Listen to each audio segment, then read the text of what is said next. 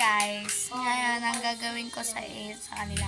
Sakto, wala si Ate Rihanna at mamaya pa siya darating. I-ignore yung prank natin siya.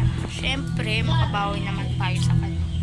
So, pupunta na siya, nandun na siya. So, i-ano na natin ang ating pag-ignore yung prank. Guys, nandito na siya. So, i-ignoring natin siya. Ang ingay.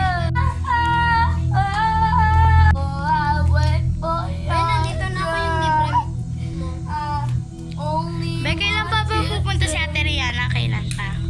Bukas na lang daw. Dito naman ako, ba't di ba ako pinapansin?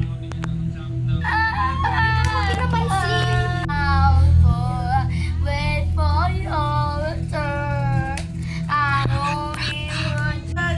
Ang musika rin yun. Gagi.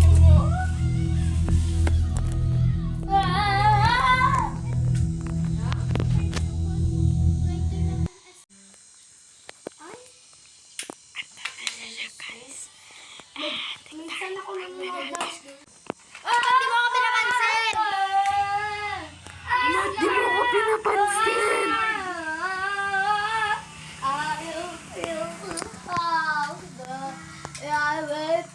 Ba't di mo ako pinapansin? Wag na nga!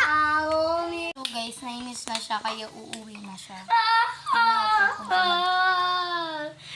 So wala na guys, itakat ko na lang siya. Bye!